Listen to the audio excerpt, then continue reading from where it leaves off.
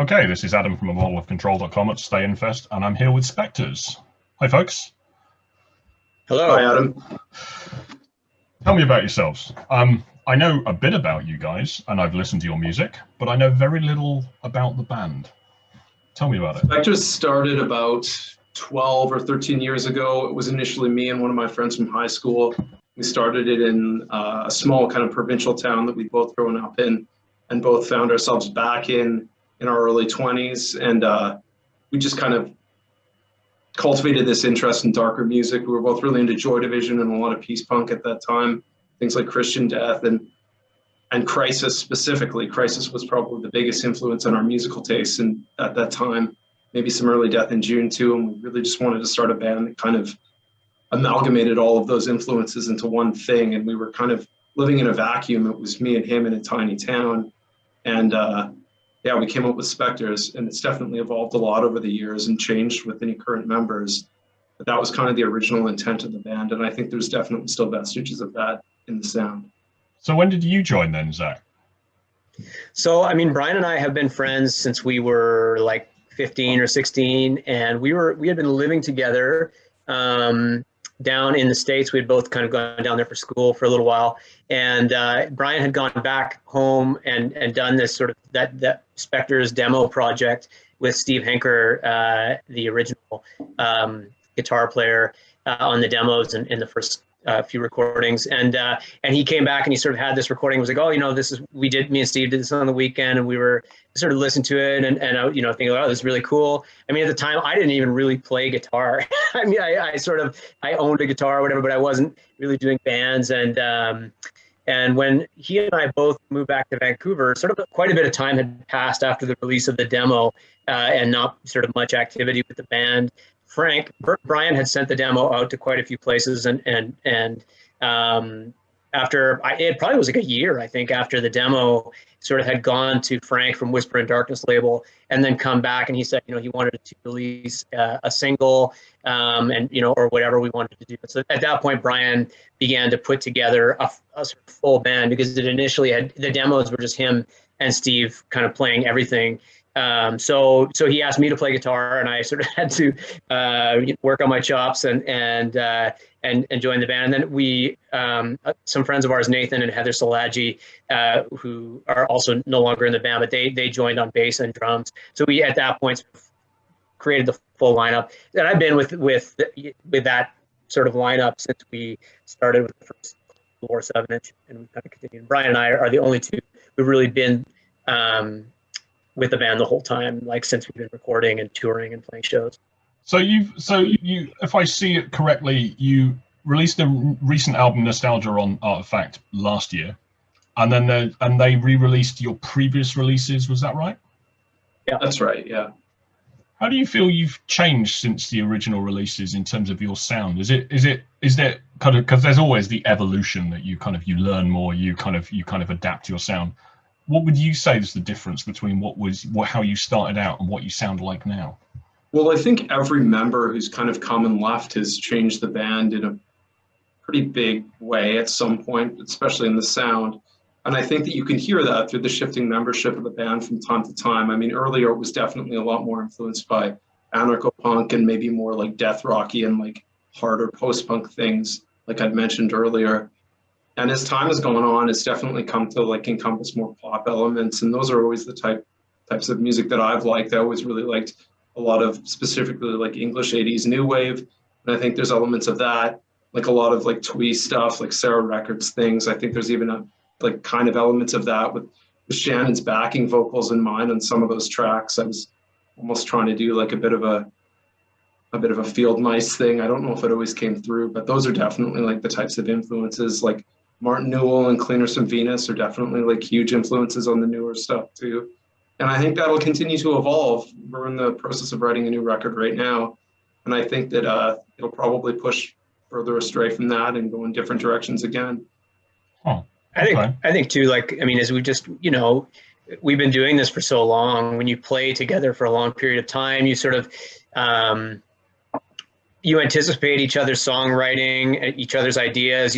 Someone will come in with an idea, and I feel like it's easier to sort of get into a similar headspace around, okay, I know exactly what kind of a guitar line he's looking for with this bass line or whatever, or that kind of thing. So I mean, it just, bands change and evolve over time, and it's kind of difficult even to describe how that process works.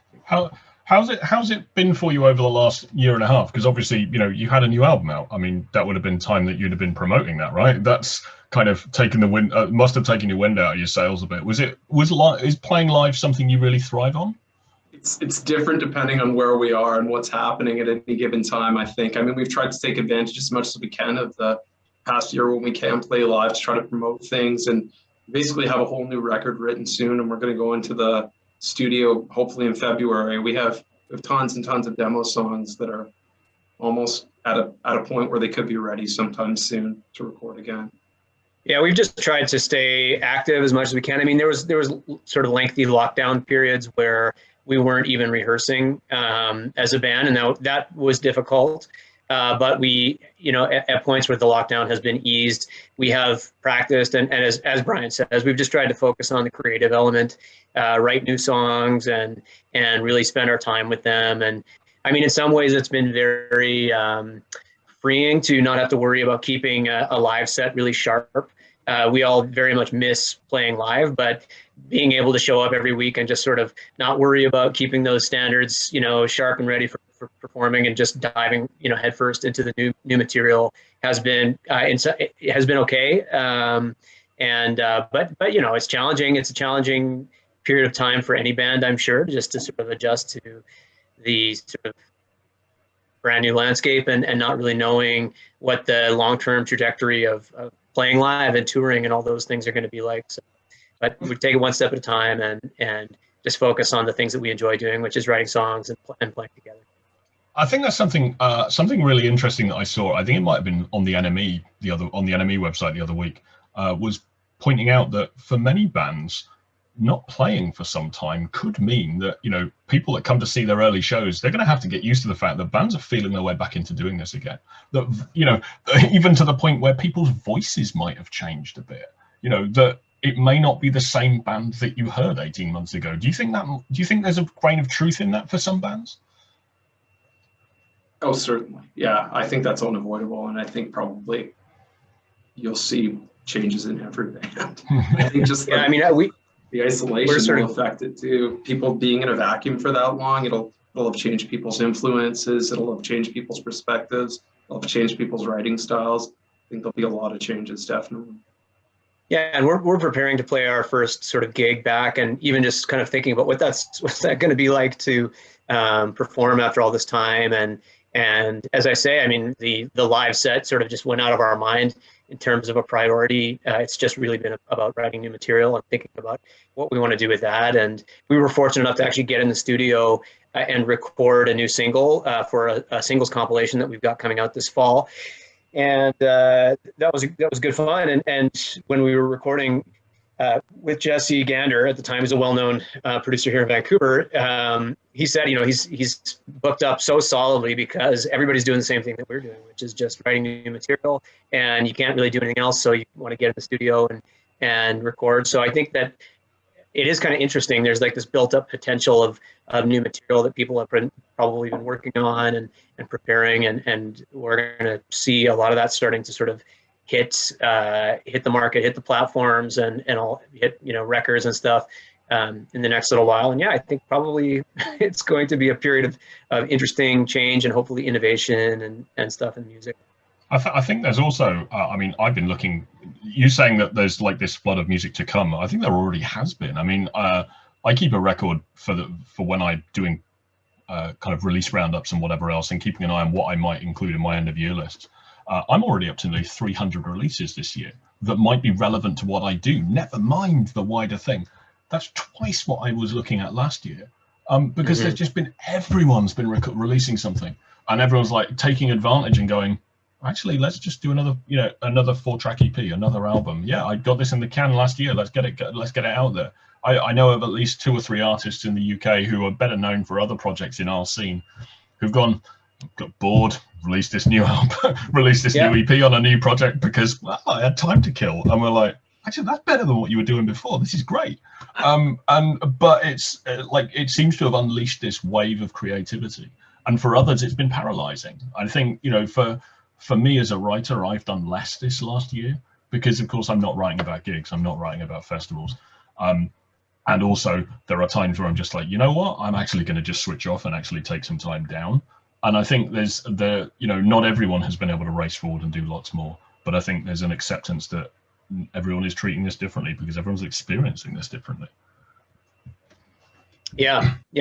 I mean, I don't think anybody ever anticipated that things would go the way that they have. And I can think, you know, even in terms of how it's impacted us in our own process, you know, we used to get together to rehearse.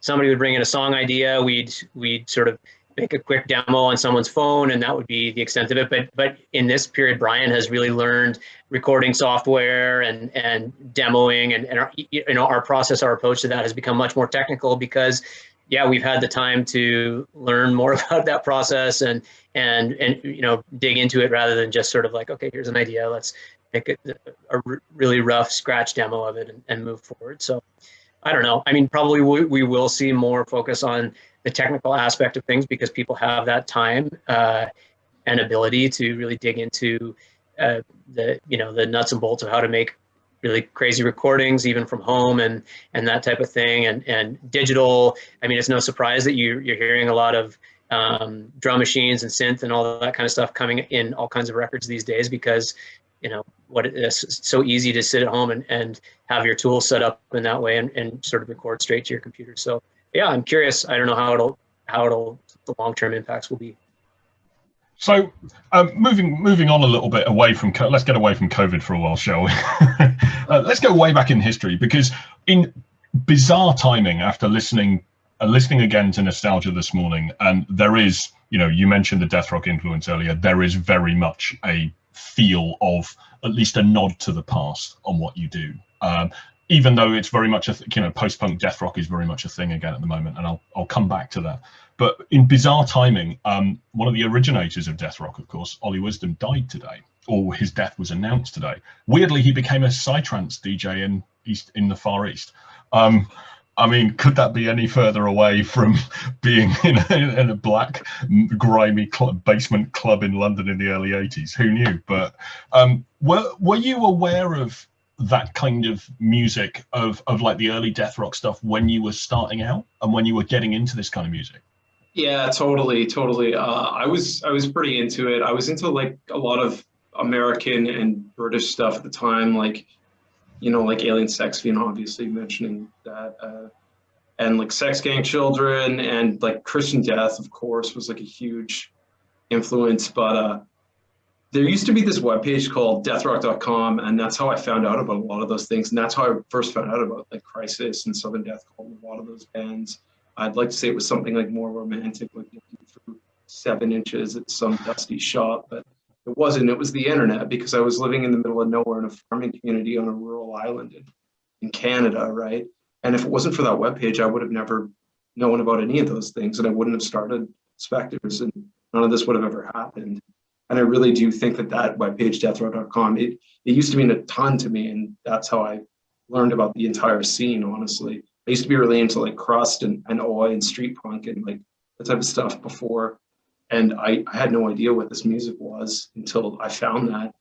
Of course, I knew about like new wave and like bigger kind of like post-punk bands, but the subgenre, I was completely ignorant of it. What about you, Zach?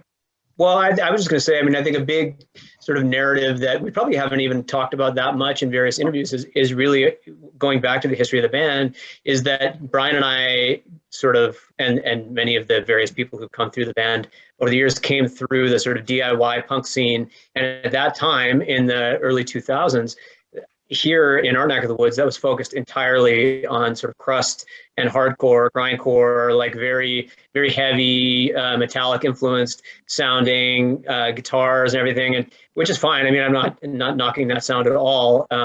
But I think a big part of it was a reaction to that. We had been so inundated with that type of music. All of our friends were playing in bands like that. Every gig you went to was something that sounded like that. And I think Brian, even before I was in the band, Brian really wanted to make something just different than that. And that was, I think, a big part of what we set out to do. And it meant that for the first 5 years of our existence as a band, we were sort of that oddball act on most of the bills that we played, where, people would sort of look at us and there's no real frame of reference. If you read every single review or every single interview from those first 5 years, was all people could say was, "Oh, you guys like Joy Division, or this is a Joy Division band or something," and we do. Like, I love Joy Division, but that wasn't like, let's start a Joy Division cover band. It was really just that people didn't have that reference. There was nothing, at least in our scene, in our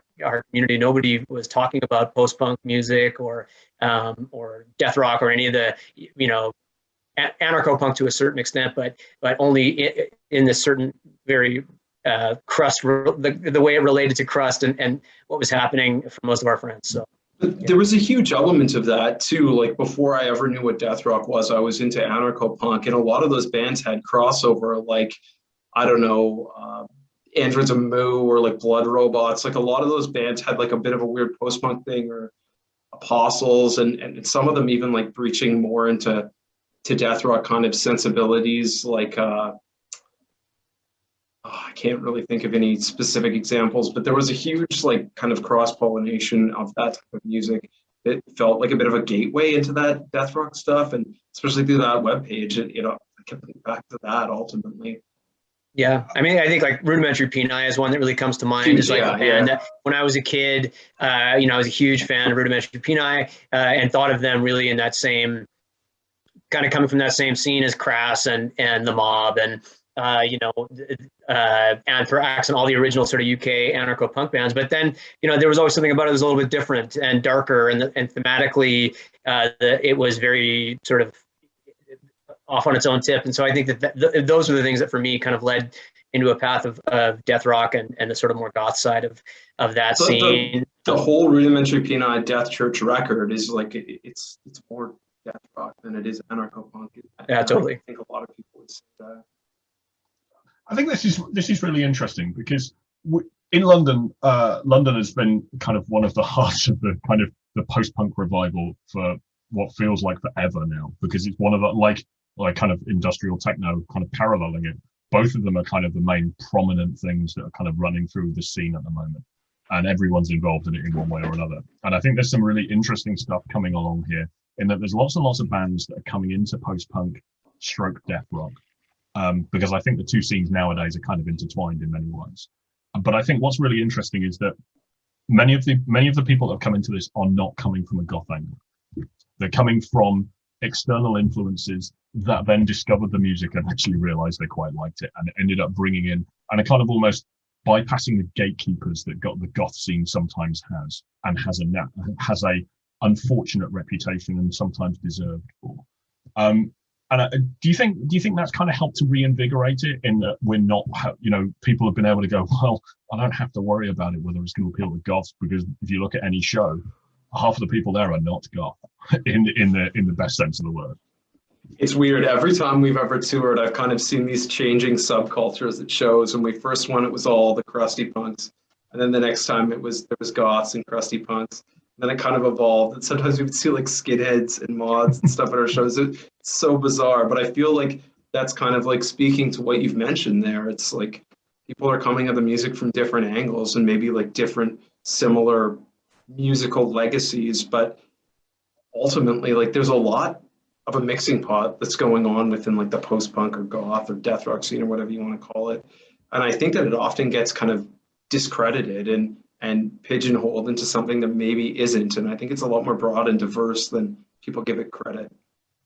Yeah, and I think that it's that all that gatekeeping, all of that sort of scene, the boundaries that existed around scenes are not sort of relevant to a younger generation of people who grew up just pulling up YouTube and looking up literally anything. You saw, I remember, I think Brian and I would be of the generation that sort of straddles that divide, because my earliest memories, being sort of 12, 13 years old and really becoming obsessed with music, was looking at a CD at the time and looking for pictures of the band and what t-shirts are they wearing, what flyers are on the walls behind them in the photographs, and then having a list of like thanks credits. Yeah, exactly. Yeah, who did they thank? And then so that's my list to go on. Those are my leads. But then even from that point on, a few years later, and this is talking about ancient history here and the history of the band, Brian and I became friends via Napster. We had, two crews of friends that were Napster users when we were sort of, I don't know, in the 9th grade or something like that. And because of the feature of being able to see each other's music catalog and then send a private message and say, hey, you got great taste in music, we sort of struck up this friendship, and here we are, whatever, 25 something years later, and playing in a band together and all these other things. But I think that was the beginning of the end for that sort of gatekeeping era, where it's sort of, you learned by word of mouth and by these various sort of organic means. You had to do your homework and really dig down to learn about bands and figure out what was cool. Nowadays, if you see somebody wearing a t-shirt that looks aesthetically interesting to you, you just look it up on YouTube or on Spotify or whatever, and there's your, oh, that's cool, whatever. And so I think all that stuff from the past is sort of, I don't think, very relevant for today's listeners, and that's probably for the best because I agree. I totally agree. It's going to lead to more interesting cross-pollination and stuff, but it is kind of it's always interesting to talk about how much, having witnessed that change sort of take place in my lifetime, for sure. I think that's true. I remember, I must be slightly older than you guys. I went to uni and I went to university in 1996. And I remember the power of the internet coming to me by conversing on like message boards or mailing lists about particular bands, and finding out about like the death of a lead singer of a band I loved at the time and still do, the following day after he died, from someone who lived in the same town. I was just like, what? And it was just suddenly, that was a switch that kind of flicked for me of like, wow, this is what this can do. But we discovered our music. I discovered my early like alternative loves when I was a teenager in the early 90s from 120 Minutes on MTV. Was kind of the first thing that, once I discovered alternative music, that was my first port of call. And then it was, looking down CD liner notes and looking at who they think, what are the bands are they referencing, what are they. But I found out far more about the bands that I was into then, now, thanks to the research that's been put on the internet, than I ever would have found from one tiny cagey interview in the music press at the time. Be that buying alternative press on import, or by listening to reading Kerrang or whatever. And I think you're right. The thing has changed, but then you look at the pop music scene right now, the kind of the melting pot of it is, it's almost impossible now to separate out an artist who's doing trap from an artist who's a hip hop artist to a pure pop person, because they're kind of pulling in all kinds of things, and you're listening to something and going, hang on, they've just sampled this, like okay, so Clipping are partly an industrial act and as much of a hip hop act, but they sampled White House and became a reviewed single on Pitchfork and such like. And I'm like, they're reviewing one of the most extreme musical bands I've ever heard, and they got away with using a sample by that. And I'm like, well, that's weird. More people have probably heard White House thanks to that than any other way. And I think, and then you look at things like my wife listens to some of the newer pop like Ashniko and whatever else, who is all over the place and is, there are no boundaries anymore for pop music. And I think the message is starting to get through to our side. And, there are newer industrial and goth artists I hear, and I'm like, nope, sorry, I don't get that. And I suddenly realize it's not aimed for me. I'm 43. I don't, it's not something that it's not aimed at my age group, and the kind of the kids that are coming into this now are all over it. Good for them. If that means that the scene is changing and evolving and won't die, I'm all for it. Even if it means I may not listen to it, that's fine by me. Yeah, totally. I mean, it's interesting. It's very different than the way we we grew up and learned about music, and you played that game where, somebody you had to be ready if somebody was going to grill you on your credentials to know if you actually knew about the band that you were wearing the t-shirt of or whatever. is it such a bad thing that that's not really the reality anymore? Maybe not. Quite. I don't know, Yeah. but, yeah.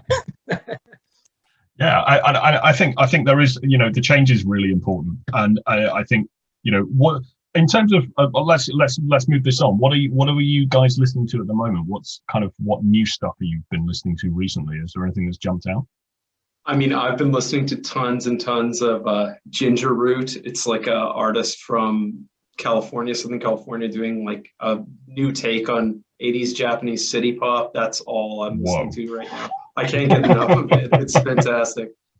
Wow. I've also been listening to a bunch of Nuevo Testamento because I did backup tracks on some of their songs, and I really like it. It's like Italo disco kind of stuff with yeah, I think I saw that mentioned. Yeah, I think I saw that mentioned the other day by someone, and I'm now going to have. Now I've heard someone recommend it personally to me. I'm now going to have to go and check it. Well, check it out. Yeah. I mean, if you like Italo disco or any sort of like synth poppy stuff, you'll probably potentially be into it. Yeah. Okay. I mean, yeah, and I don't know. I've my tastes are pretty eclectic these days. The band that I probably obsessed about the most over the last few years was the Cleaners from Venus. But I mean, it's not a new band. But there's lots of great music that's being made out there. There's a band I was really enjoying called the Guests for a while. I think they're pretty much done at this point. But they were a really cool band. There's so much. I don't know. There's just so much interesting stuff. And I myself, like, maybe it's because I always think of it as, I've gotten older, so I'm listening to, such a wide variety of stuff. But I think probably it's just that I'm doing the same thing all the kids are doing, which is listening to everything because you can access it so easily. And you learn that, wow, there's great music, all over the place. Like, again, like my sort of recent obsessions have probably are not really relevant to post-punk or death rock or anything like that. Like listening to a lot of Ted Hawkins, which is an old kind of I don't even know, soul kind of folk act from California, and Charlie Crockett, which is contemporary sort of country from Texas. And I don't know, every day is something different, and there's just the ability to access so much new music all the time. I think it's slightly terrifying now that we use Spotify and we use other elements like that. They're recommendation engines. Now I've got a few years history, and Spotify is terrifying because it will, I'll now listen to the Discover Weekly thing I get on the Monday, and I'll listen to my release radar on Friday, and suddenly I'm like, oh, that's what that band sounds like, and I quite like them. Maybe Spotify got that one right after all. But I don't want it to go entirely to algorithm-based recommendations, because for me it's always been the buzz of, you shoot the shit with your friends about music. You might mention on social media that, guys, this album is amazing, and someone else might reciprocate and go, actually, you might want to try this too. And that's been kind of almost the thing for 30 years. My stepbrothers and I, when we were teenagers, were trading music with our friends, because that was how we discovered new stuff. A new tape would come our way with something really random and something completely inappropriate on the other side that wouldn't be anything like the first one, but hey, we like them both. And now it's no longer tapes, but thankfully, but now it might be, we might spend outrageous amounts of money on vinyl or on CDs or even just downloads. But it's, there is that kind of thing of expand your mind. There's always music out there in the world. There is going to be something interesting there somewhere. But sometimes it's a little overwhelming. In terms of your music and how you compose, what's the way this is? It kind of very much a group thing, or do you individually bring ideas to the table and then see how things develop? It's gone through different periods in the past. Like sometimes people will bring a riff and we'll all work around it. Sometimes people will bring like a fully formed song. Like Zach was saying earlier, I've been working on a lot of demos where I'll like kind of play everything myself right now, but Zach also will bring like riffs and we'll kind of work off that, and it all kind of just depends on the process. It all depends on who writes and what happens. But yeah, both things totally. Yeah, they happen simultaneously, and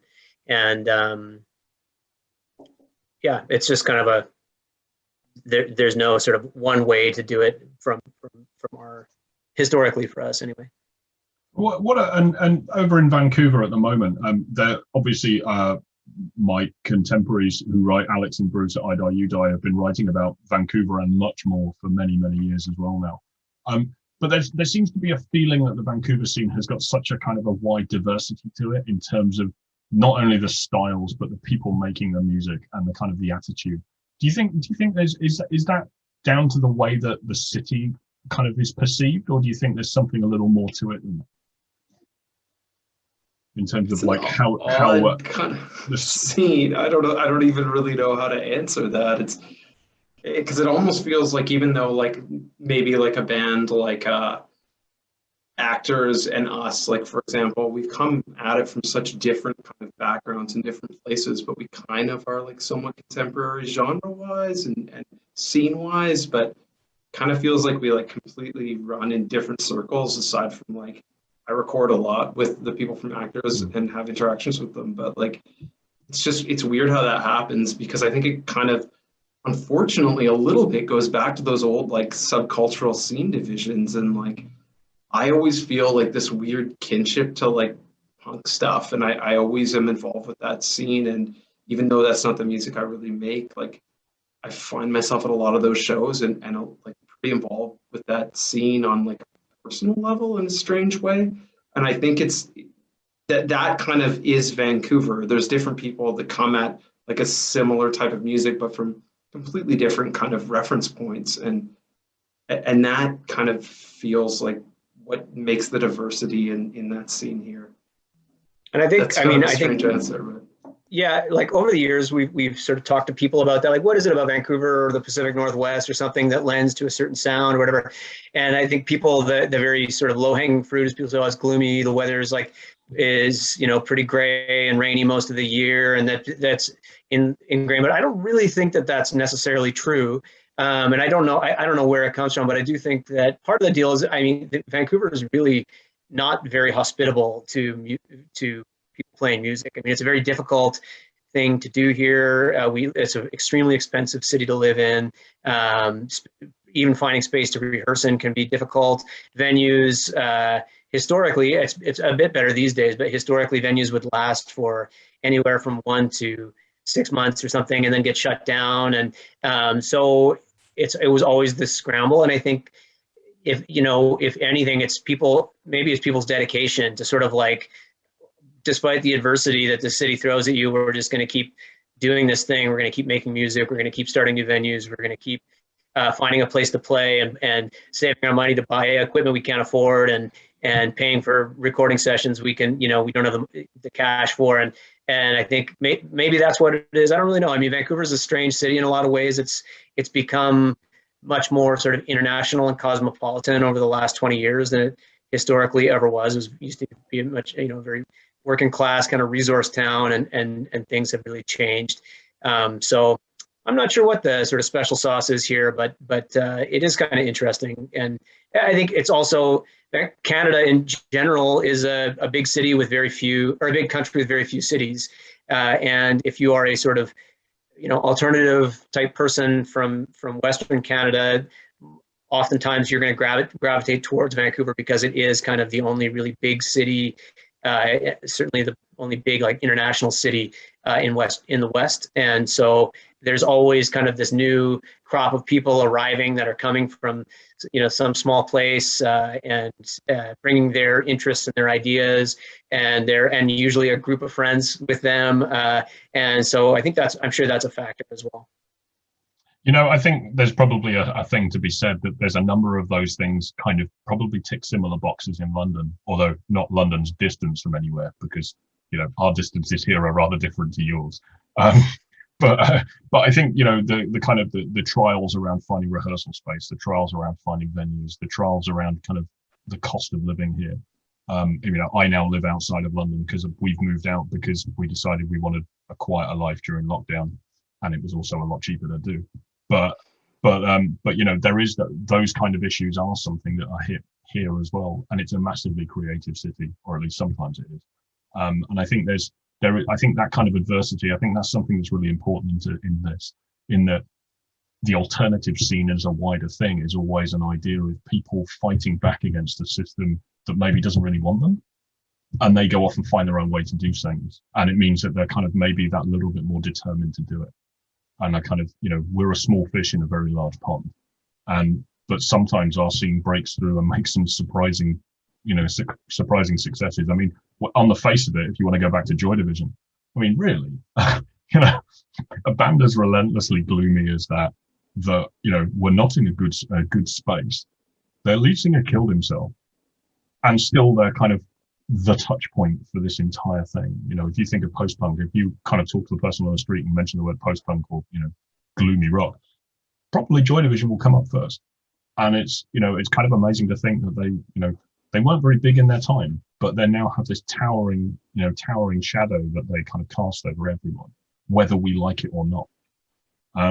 But I think there is so much more to what you guys do, what other bands do in this scene, than just trying to name it as one band. Because as you pointed out tonight, there are so many other ways that you can look at this, and there are other ways that other people are looking at this. And I think that's what makes for a fascinating scene, is that it isn't just one sound. Some people might try and say it is, but I don't think it is. But you sometimes have to look fairly carefully to find the right bands that sound something different,